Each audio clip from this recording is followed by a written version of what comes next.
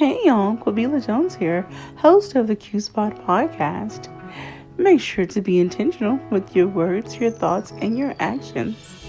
And please subscribe, like, follow, share, and hit the notification bell. With special guest Cappriccieo Scates, Regional Director of Business Development and Artist Relations for Sound Royalties. Hey y'all, this is QB Quabila Jones, host of the Q Spot podcast. Thank you for tuning in to another video series with my very, very special guest, Mr. or Sir Cappriccieo Scates. And I use sir very literally. We'll get into that a little bit later. But so, Cappriccieo, just to get us started, when did you know you were destined for greatness? Well, that's a very interesting question. I think it's sort of like the question when someone says, when did you make it? I'm working so hard, I don't know that I've technically made it. So being great, I think being greater than yourself, I'm in sort of a competition with myself. So I don't know that I've realized that I'm great because I'm just still trying to do things that are greater. You know what I mean? So, but I just aspire to do something bigger and greater than myself. So to your question, I don't know necessarily that I've figured out, that I'm great yet. Well, I would like to think that all those awards and plaques on the wall and all of the recognitions you've gotten from all of the people that you've served, and I say served because um, for what you do and what I've read, you get joy out of serving people. You're very humble. Um, I never see anything you post that's self forward. You always talk about the artist or the industry, or you never put yourself forward in whatever you do. So I really appreciate that about you. So Yeah, thank you. I think that's one thing that among many that makes you great. Well, I want to get into. I want to go back. You know, for people who don't know you, right now, you are in the music industry, and so you serve. You have a prestigious title, but before you got to where you are, did you ever see yourself in the music industry? Just say when you were, I know we're elementary, we're high school. Sometimes we're still finding our way. But we have a Yeah, yeah. I started out playing drums when I was 5 years old, and I think what happened was I would play in church, and I would see my grandmother light up, just to see me play, and that was the thing that excited me. I loved to see the way that she would smile and get so much joy out of watching me play, and that was the thing that motivated me. And then I went from that to playing a little bass guitar, and so I've always sort of been doing music as long as I can remember. Oh wow. And so let's talk about, so I want to read just a little bit though. And this is on Wikipedia. I know people kind of frown at Wikipedia. However, the information here is accurate. And so you're also known as Cap in the music industry. You currently hold the title of Director of Regional Business Development and Artist Relations at Sound Royalties, and previously held the positions of president and CEO or slash CEO at Myrtle Records, executive manager at Arrow Records, and senior director of writer publisher relations at CSAC. Now that's where I met you. I think you were still at CSAC during that Wow. time. Yeah, I met so many people along the way. It's hard to remember where I met everyone, but I remember faces more so a lot than names. And I met you, I guess, indirectly by a mutual friend of ours, Mr. Dale. So Dale Pageant, yes, yes, absolutely, yeah. And so, as the former senior director of writer slash publisher relations at CSAC, you have directed signings, including many well known artists. I'm not going to list all the artists, but again, when I say that you are very humble, there are many people who would probably take these opportunities that you had and use that to boast and brag about who they are and what this is what I've done, this is who I've worked with. I don't get that from you. So let's talk about, how do you remain humble and focused and centered and settled in the industry when you could be other? Well, I think for me, I've learned that it's more about the order of God, family, and work. And so I've learned that, just over time in the process of being in the business, and that, you sort of become like this. There's a puddle on the ground, you lay over it, you allow the artist to walk over your back so that they don't get their feet wet. And then they turn around and they go, "What are you doing laying on the floor or laying over the puddle?" And you're like, "I'm making sure you didn't get your feet wet." But you have to be okay with that. So that's sort of the role when you're behind the scenes. That's sort of the role. But for me, that order of God, family, and work has just kept everything in perspective because it's so much bigger than me. It's all about everybody that I'm ultimately helping and what my calling is and what I'm here to do. So I think once you get that, the natural part of wanting to shine, it comes to you in other ways. Okay. So going back a little bit again, let's talk about your education that led to this point. When you were in high school, getting ready, looking at colleges and things like that, did you automatically know that you wanted to do something in the music industry to some degree? Actually, I wanted to be a lawyer. I think, but entertainment law, that's always been something that I wanted to do. So I think I've always was always geared towards music. My cousin, John Harris, was actually he worked with Stevie Wonder for like 30 something years, and he was my mentor. So I would go around John, who of course I would be around Stevie Wonder and Denise Williams and some of those writers because he ran Stevie Wonder's writing company called Writers Quarters, and he also ran Stevie Wonder's label called Black Bull Records. So but this was years and years ago, but I think that little battery sort of it put the battery in my back. Just being around my cousin and seeing the industry up close and personal. Then there was another gentleman named Stephen Stein who I sort of interned for early. He was at Total Experience working with those guys, Yarbo and People, the Gap Band. So, in my formative years, I was around artists and people like that. So it just sort of kind of, I think, guided me in the way that, which caused me to end up in music. I'm slightly jealous. Like you got a taste to hear real music. Like when music, and not to say music today is bad or it's just different. I'm over a certain age, so I know what music was like a little bit back then. My dad was a DJ in the 60s and Oh, 70s, wow. and so I feel like music is in my DNA. I'm sure my mom um, would hang around him at the clubs and listen to music all while she was pregnant with me.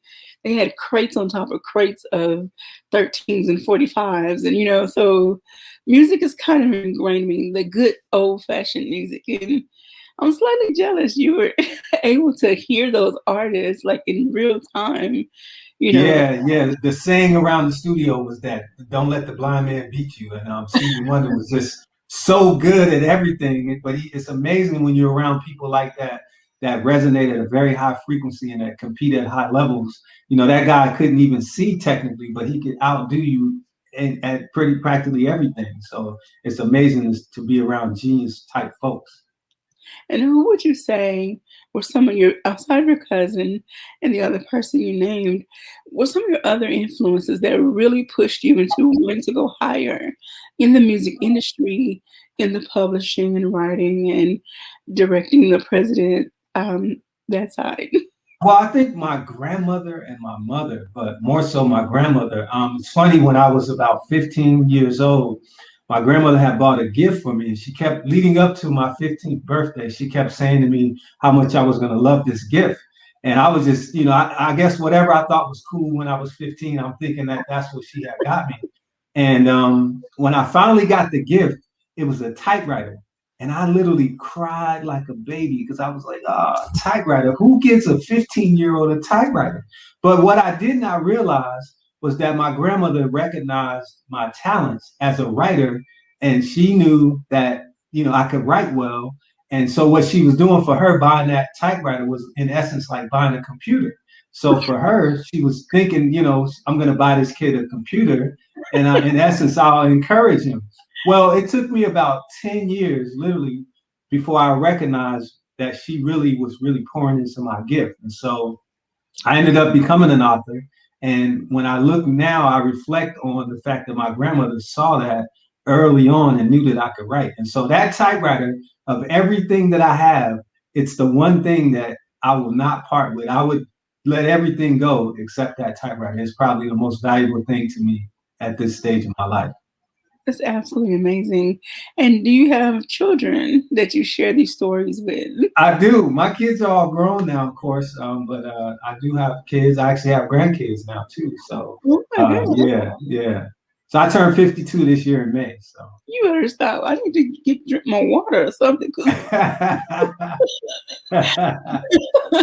you're looking better than I am. Wow. I'm just trying to keep up with you. That's all. Oh my goodness. Wow.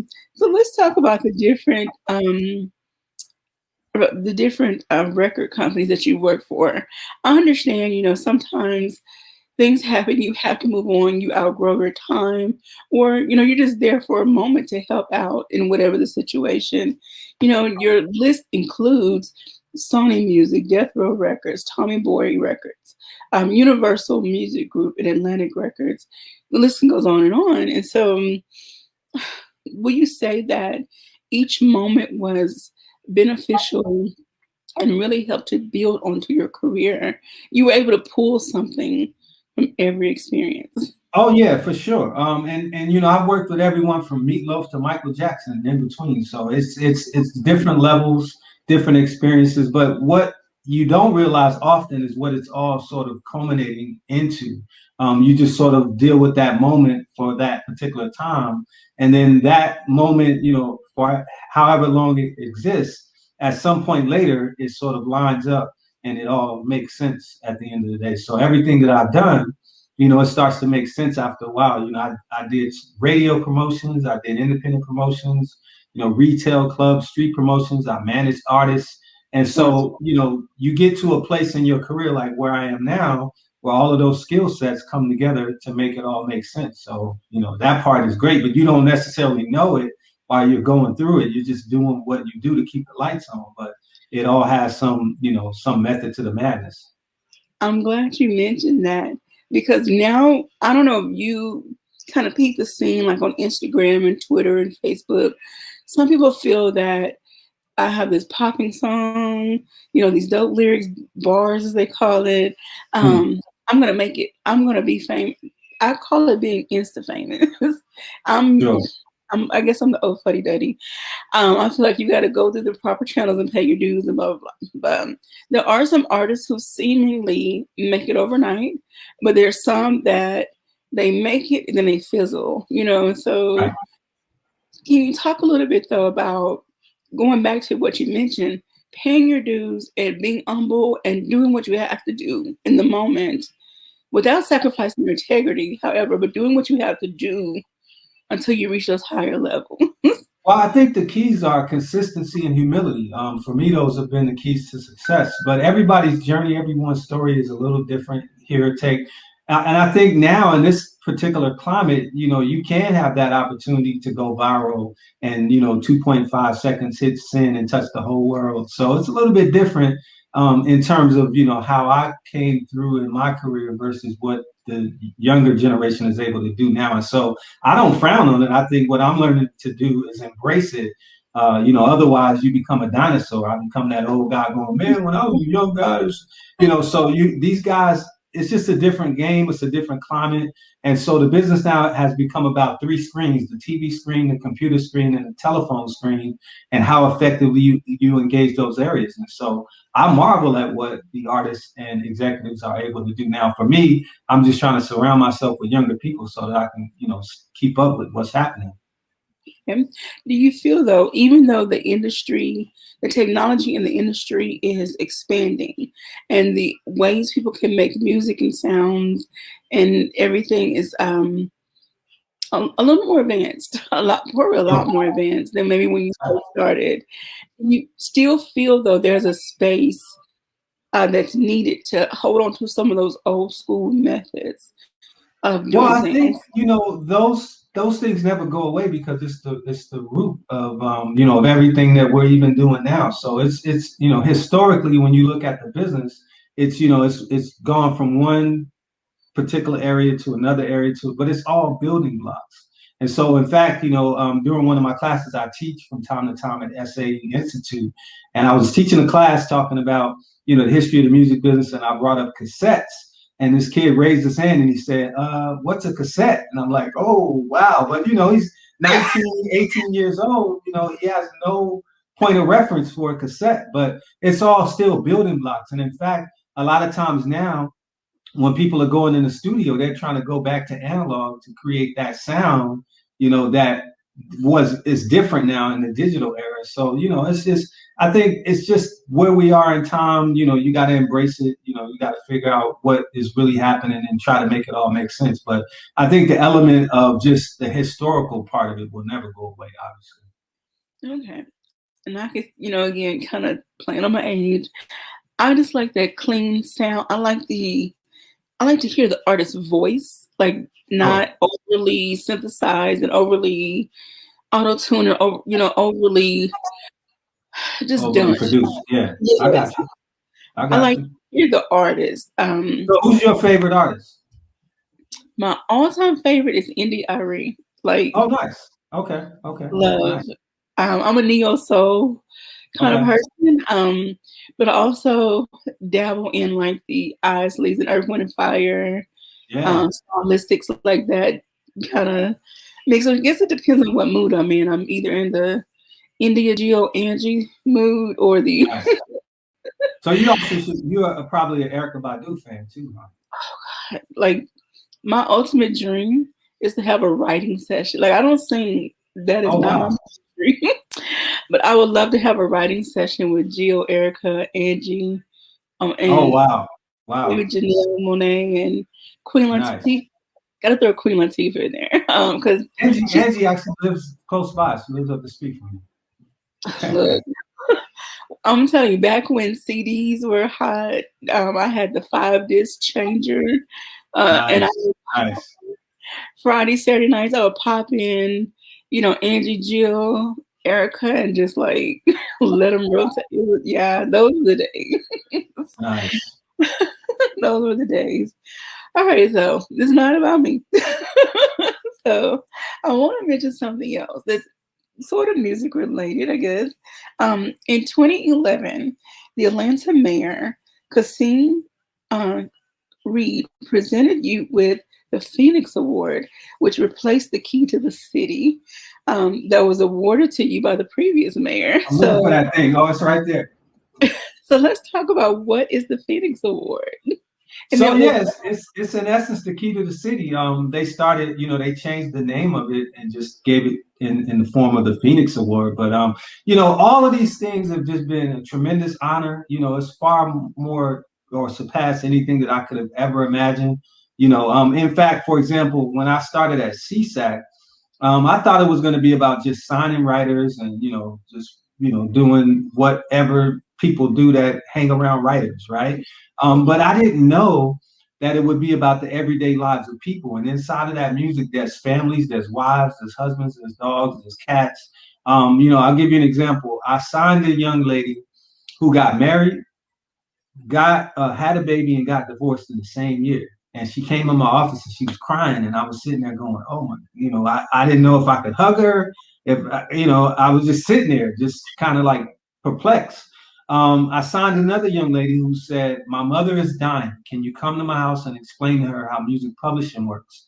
And I'm like, "Okay." So there I am. Her mom's laying in bed, and I'm explaining to her how music publishing works. And her mother died about 2 weeks after that meeting. And so I know that she went to her grave with some sense of surety based on what I said to her as it relates to her daughter and how we were going to take care of her and make sure that she was receiving royalties, etc.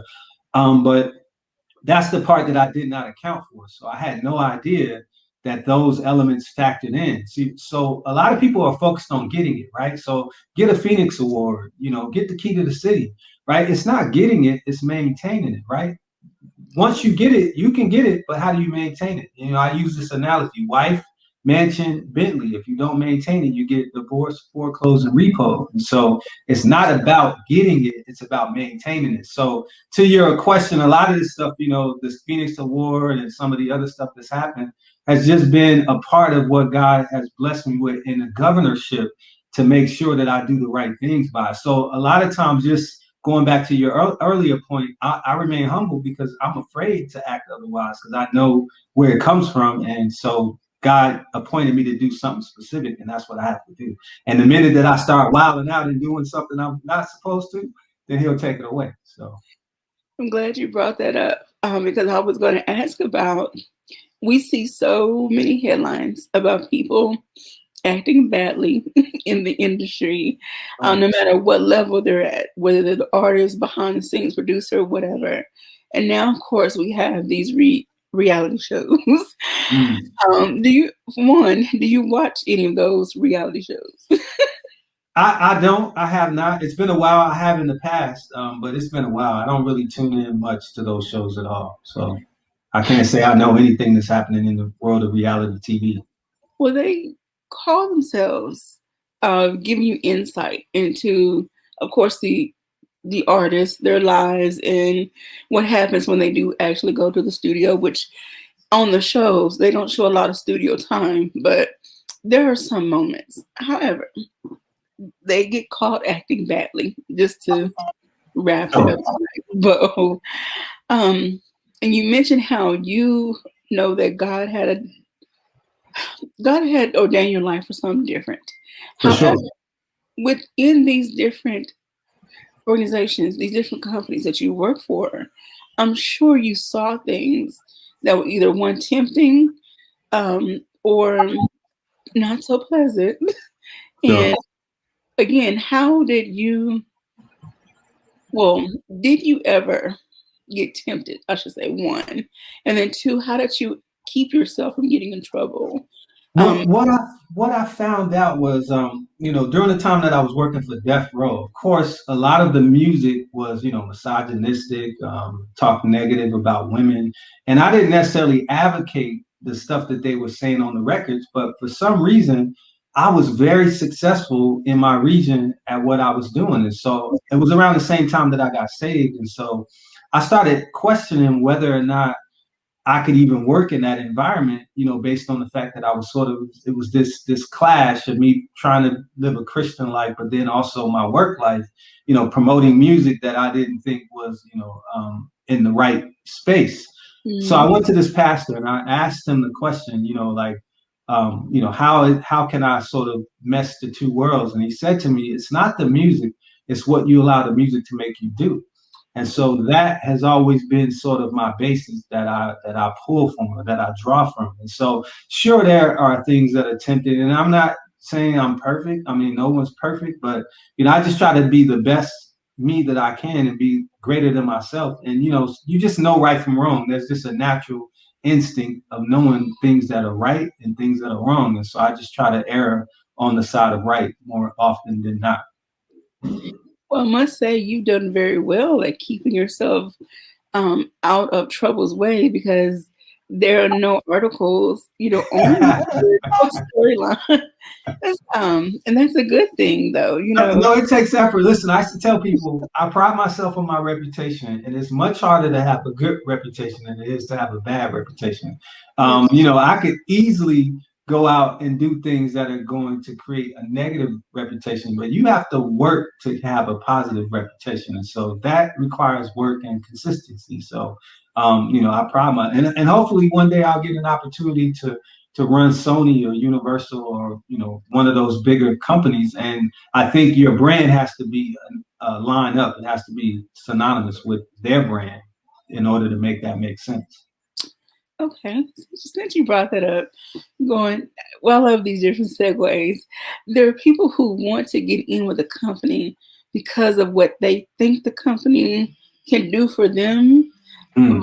versus, like you said, is it in alignment with who I am and what I do? Some people don't want to get with no name or smaller brands because they're not going to help me. They're not going to, they have all these negative things to say about them. So Right. talk about that, one being in alignment and don't be afraid to start with smaller or indie brands. Yeah, no, I think for me, ultimately, when you compete, you desire, or most people desire to compete at the highest level. And so when I mention, Sony's, the Warner Brothers, the Universals, it's only because that they're the major three labels, which will give me the opportunity to affect change at the highest level. And so that's what that sort of urge is to, as it relates to competition. When you think you're the best, you want to compete with the best, right, at the highest level. So, but outside of that, yeah, I think it's just, everyone again has a different path in which it works for them. But there's a thing of consistency and just being consistent. In this business, you hear a lot of people talk about passion, right? They say, "Oh, I'm so passionate. I love what I do. I'm passionate," right? But passion is not enough. Passion is not a substitute for commitment. Not only must you be passionate, you also have to be committed as well. And in fact, I was speaking with one of my students, and I was saying that passion and commitment are different. And he said, "No, if I'm passionate, I'm committed." And I'm like, "No, passion and commitment are different." And so we went around probably 30 minutes of me trying to get across to this kid how there's a difference between passion and commitment. And quite frankly, didn't translate to him. So I went home that night and I was sitting on my couch, a little perplexed, thinking like, man, how can I explain to this kid the difference between passion and commitment?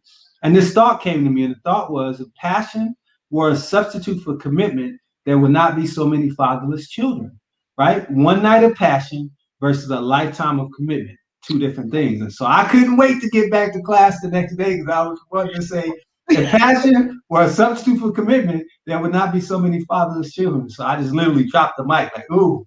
But he got it, because people are thinking, one night of passion, yeah, that's cool. But then what happens in that night of passion that produces a child and that you got to be committed to over that next 18, 24 years, whatever the case may be, that's different. Mm-hmm. So, there's a difference. And people, unfortunately, believe that their passion is enough. But passion is not a substitute for commitment. Not only must you be passionate, you also have to be committed as well. Wow. That's a great analogy. I'm going to have to start applying that because I say that I am passionate about writing. Like I write poetry mainly.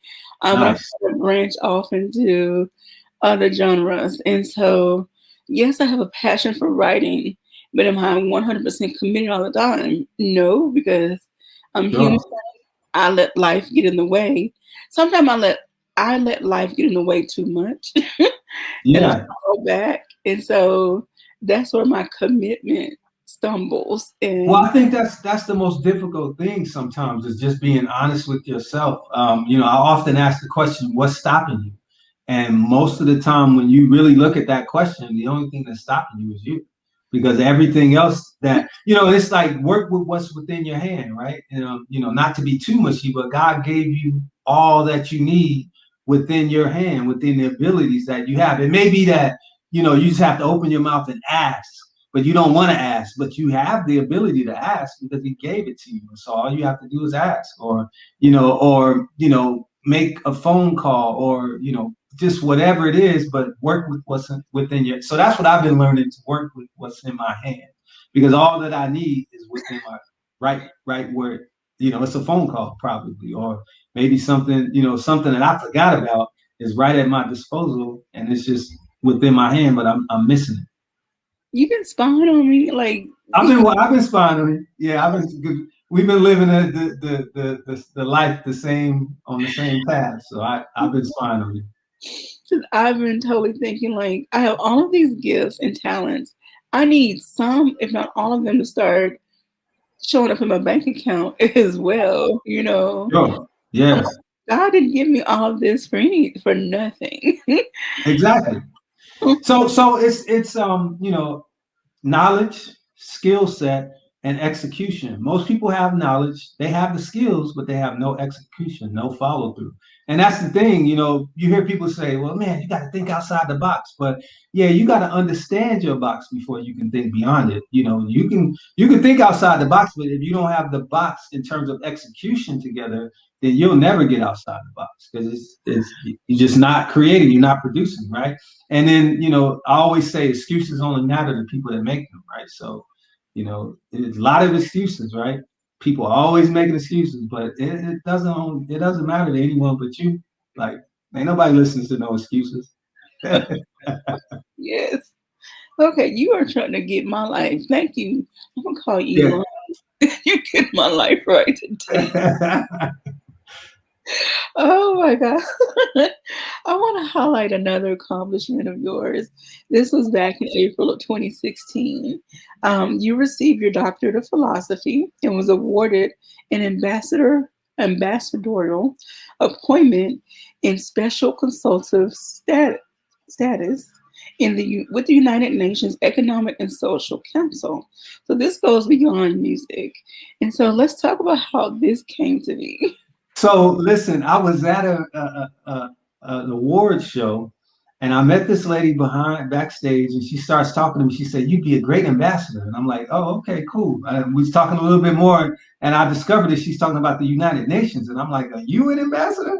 I'm like, "Come on, lady, like get out of here, right?" So she says, "No, I'm gonna, give me all your information. I'm gonna refer you and blah blah blah." And I'm like, "Yeah, whatever, lady, sure."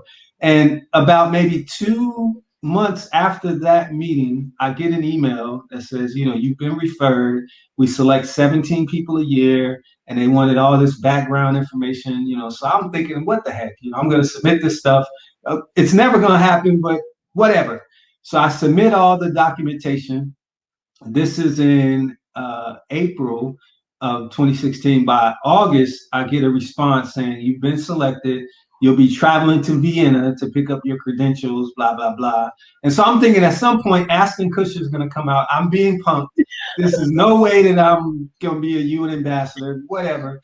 So I literally go all the way to Vienna. I get to the UN. I go in. My name's on the list, and I'm thinking, I'm still not believing it. And they literally give me where's my I don't man, let me see if I even have my badge in my office. I don't, but it's probably in my room, my bedroom. But I was going to show you that I get this cool badge, so I sort of have diplomatic immunity, right? But it's diplomatic courtesy. So I come back to the States. I have no idea what just happened. I'm like, okay, I show up. I got a badge, and I'm a UN ambassador. I'm like, okay, what now? And so the next year, I go back for diplomacy training, and then they tell me about everything, what I'm supposed to do, what my responsibilities are, et cetera. But it's really about there's 17 pillars as it relates to the mission of the UN. Things like clean air, clean water, matters above sea, matters below sea. No poverty, education, all of these different things. And my job, in essence, being in the music industry in my sector, is to sort of report into the UN based on the decisions that they're making and how they impact my direct community or the people that work within my respective areas. So there's 17 of us that are part of this particular committee. Oh wow. So, but how it happened, I don't know. God just decided that I was just going to do it, and I said, "Okay, God, whatever." And most of the time, I'm kind of laughing because I'm like, "I don't know, God. I have no idea what you're doing, but okay." And then, one thing happens and another thing, and then I'm like, "All right, cool. Let's see what this does, where this takes us." But see, that just speaks to, again, going back, when you decide when you decided to align your life with God and to live the life you know you were meant to live, and Yeah, avoid some of life's pitfalls on yeah, purpose. It's like God just start lining things up for your favor. absolutely. Yeah, absolutely.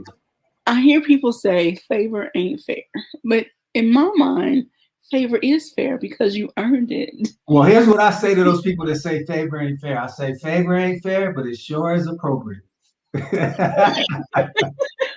Yes, It sir. sure is appropriate. Call it unfair, but it's appropriate. Yeah, I just think it's people who feel it's unfair.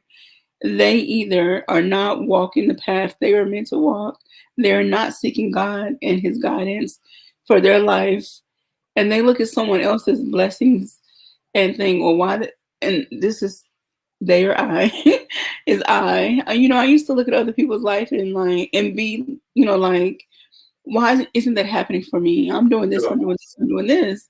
But Yeah, I still don't know what they did, what they prayed, how obedient they were to get what they were getting, you right, know, and I wasn't focusing on me and what I should have been doing enough to make sure right, that I was getting the favor and blessings that I desired. right. So, It's like the people who say money don't matter, right? They probably haven't had enough money for it to matter. yes. Um, And I feel like, as you mentioned, we have to have the real conversation with ourselves. We have to be real with ourselves and say, okay, God, what am I doing? What am I not Yeah. doing? Yeah. Show me your ways. We have to humble ourselves before God. There are moments I'm like, okay, God, I'm tired. Sure. No, Quibby, you can't go. So, yeah, I'm not But gonna the try. thing is, too, is to be prepared for whatever his answer is, because it's not Ooh, always the answer that we want. My mom used to tell me that God never closes the door without opening the window, right? But there's hell in the hallway, boy. There's gonna be some hell in the hallway. So ooh, yes, sir, indeed. Oh my goodness. And so I would be remiss if I didn't also mention that you have served in the U.S. Army. So thank you for your service. yeah, thank you. You are served in the U.S. National Guard, and you retired in 2013. So thank Yeah. And I just ended up, I did 14 years. I'm sorry, I did 6 years active duty and then 14 years in the National Guard. But it just so happened, as I was going through school and they were paying my way through school, I just looked up and I was like 14 years in or something. So I said, well, let me go ahead and figure this thing out and, get these last 6 years. So that was never something I planned to do. I just ended up, because I was going to school, it just worked out that way. They paid my way through school. So that was the trade-off. Wow, that's absolutely amazing. And then would you say what you learned during your time in the military, discipline wise, and all of the other skills and Oh training yeah, led yeah. to where you are now in life? Without question. There's no question about it. The one thing about the military is you learn when you think that you don't have any more left, there's always a little bit more. You can push a little bit more, and you learn about yourself and what you can do and your level of tolerance and your intestinal fortitude and all those things that, I learned as a young man in the military that I would not have known otherwise. So I think definitely it attributed to a lot of my successes for sure. And I've heard some other men talk about, and some women, that if it wasn't for the military, their life would have taken a different path. Not so I great. think so. I joined very early because I got married and I had a son born very early. By the time I was 19, I was married with two kids. So that sounds ridiculous now to me, but at the time, it was the right thing to do. So I manned up and took care of my responsibility and joined the military. And I think, it had it not been for that opportunity, who knows what I would have been doing at that time? Because it's trying to make money to sustain and keep the lights on and maintain a family, it's very difficult for anyone, and especially for a young, 19-year-old. So I think the military definitely helped in many ways. That's awesome. So, for those out there listening, if you have children or you yourself, well, I know there's an age limit when it comes to joining, but if you have children who are considering it, don't knock it. Look at Yeah, all no, the. it's a great place to start. They used to have a commercial back when I was, getting in the military. They would say it's a great place to start, and I think that's a great statement because it's absolutely true. The military is a great place to start for sure. I'm not sure about 20 years, but it's a great it's a great place to start. Oh my goodness. All right, so I want to mention a few more things that you accomplish. Like when I say the list goes on and on of things you accomplished, I don't want this to be like, oh, we're just reading your resume, but we want people to know that based on where you are, you've paid dues, you've climbed ladders, you've done odds and ends work, but everything that and all the recognitions you've received are because of the work that you put in, the hard work and dedication that you've put in. All the artists that have made it, I'm not going to say just because of you, but I'm sure you nudged and nurtured them That's along. absolutely true. It's interesting when you talk about that point. There's music that I hear on the radio now, in particular the Fugees, the "Killing Me Softly" song. Every time I hear that song, I think about that because I was the person doing national radio promotions, calling all the radio stations, and it's not because of me, to your point, but I had something to do with that, and so to hear that, still being played on the radio, that was February 2006. So, to even still hear that stuff playing on the radio. No, no, I'm sorry, 1996, February, not 2006, 1996. So yeah, I was trying to get some of my time back. But yeah, to still hear that stuff playing on the radio now today is amazing. Oh, so you were a former member of the Atlanta Chapter Board of Governors for the National Academy of Recording Artists and Sciences, and a member of the Atlanta Chapter Board of the National Association of Record Industry Professionals. When you're on these different boards, what are your roles and some of your duties? So for the most part, again, it's just providing feedback, providing insight based on your community. Maybe some of the initiatives, some of the things that are concerns, things that we can fix, we can make better. Just but really just attempting to enhance the communities in particular as it relates to the music industry and how things impact. Like for example, with COVID, that's been a big push for NARIS, this year and last year, just making sure that we're heard, that the things through legislation are passed that ultimately help to benefit the artists, because the artists were heavily impacted, especially not being able to tour as they would normally be able to tour. So obviously that causes them to not have the income that they would normally have. So those things matter. So, just being a voice and making sure that those artists are heard, because not everyone's in that room, but it's great to have a representative in the room that represents, your interests. Okay. Now, something else that was really exciting to me, and not that I'm a fashion label junkie and all that, I do like a few labels, but so in September 2018, Ambassador Skate Ah, rings up. You were honored as the Dior Man by Christian Dior. yeah, yeah, Oh, yeah, that's a classic brand. Um, yeah. brand. Did you get to meet Christian? No, no, I did not, but I got to meet representatives from the company. The cool thing is, as a young man, I wanted to model back in my early years, and so every step I get close to the GQ magazine, I'm excited. So I still have a desire to be on the cover or inside of GQ magazine. So that's one of my bucket list things. So that Christian Dior honor, made me feel a little closer to GQ. So.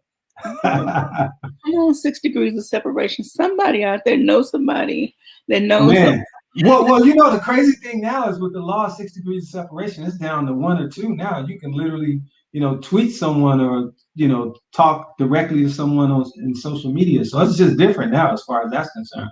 Look, don't let me get my Twitter fingers to work. I'm trying to build up my presence. Anyway. Absolutely, absolutely.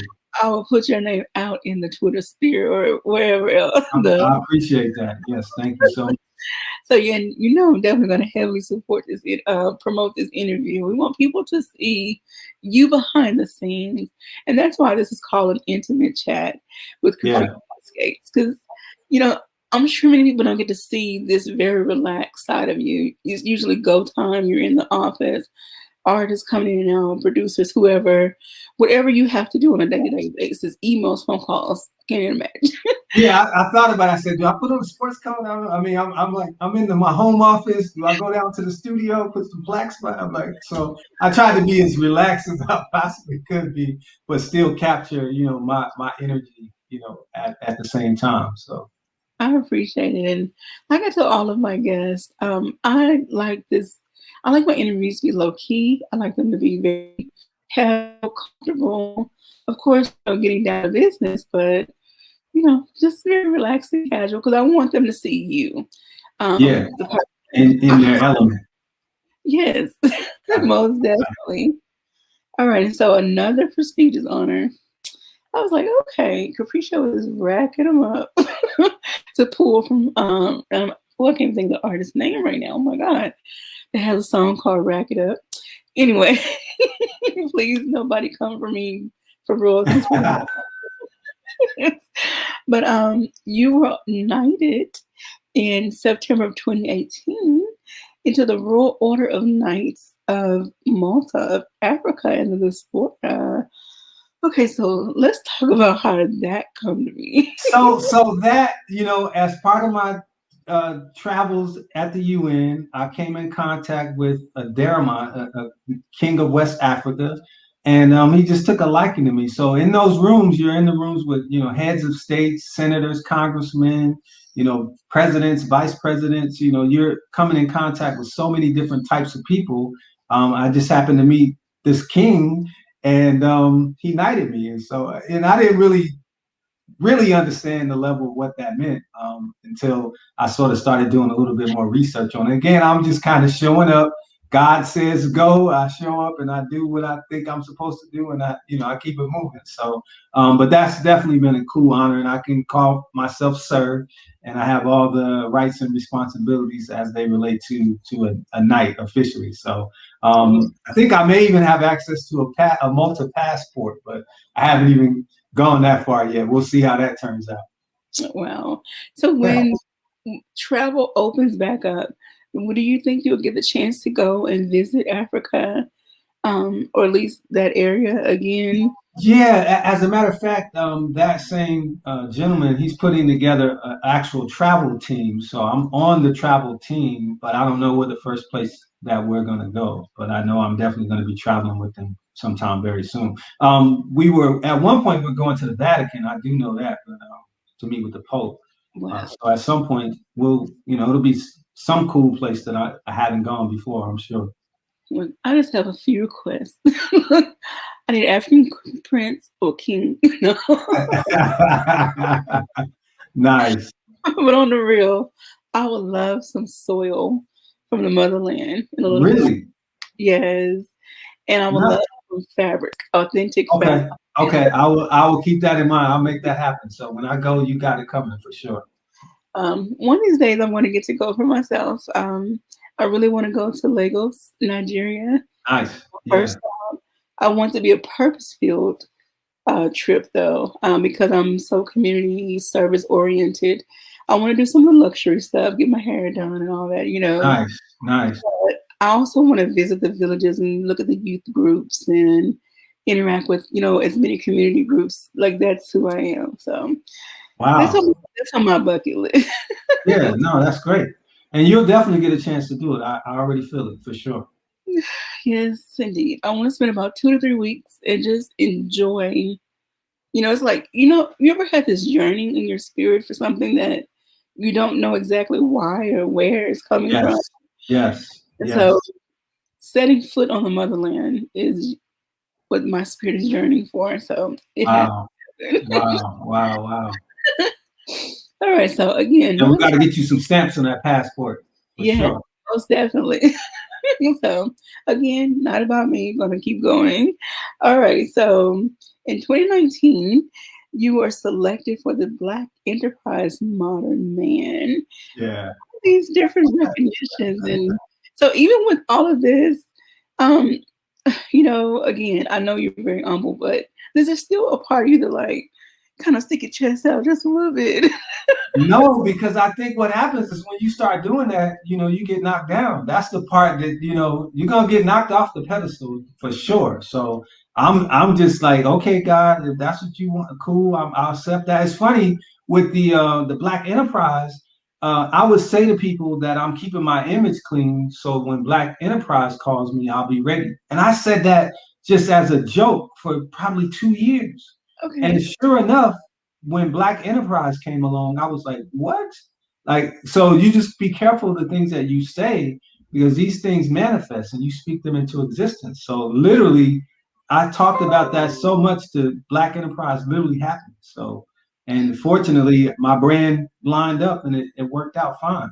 That's absolutely amazing. Like I keep speaking that I'm going to do a TED talk Oh, soon. yes. I want to do a TED Talk too. That's definitely one of my bucket list things for sure. I don't know Yeah. exactly the topic yet, but it's going to happen. So Yeah. I just wonder what I will talk about exactly. So I'm trying to prepare what I would talk about during a TED Talk, but I'm definitely wanting to do a TED Talk for sure. well, we'll be watching out for you. You watch out for me, I'll watch out for you.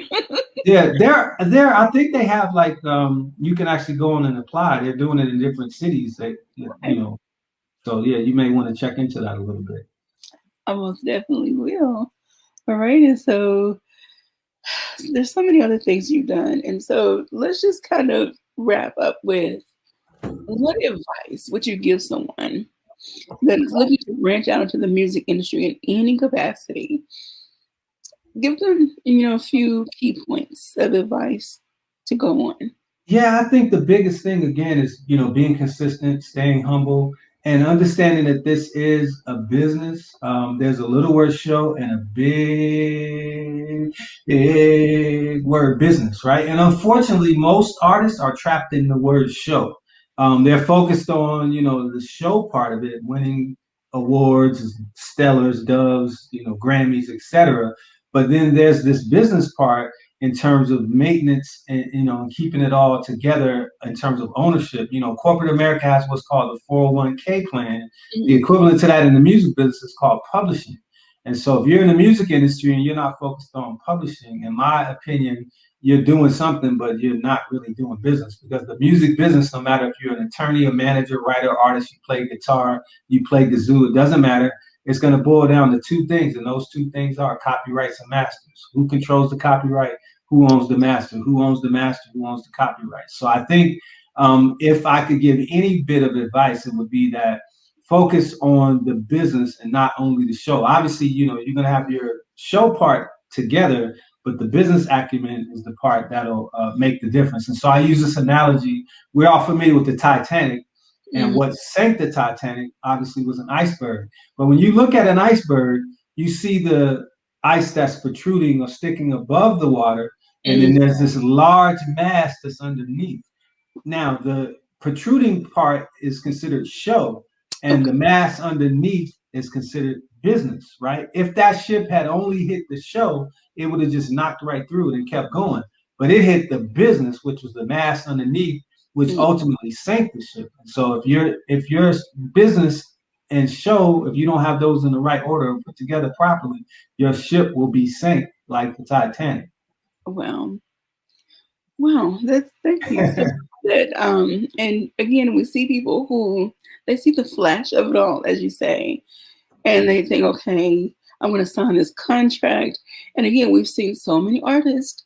Lifetime has done so many bios. What do you call them? I don't. I'm gonna call them. They've done so many shows um, Oh yeah. of different artists. Oh, documentaries. Yes, Yeah. um, and so Like and behind the scenes, behind the music kind of stuff. yes, Where are they now? Kind of.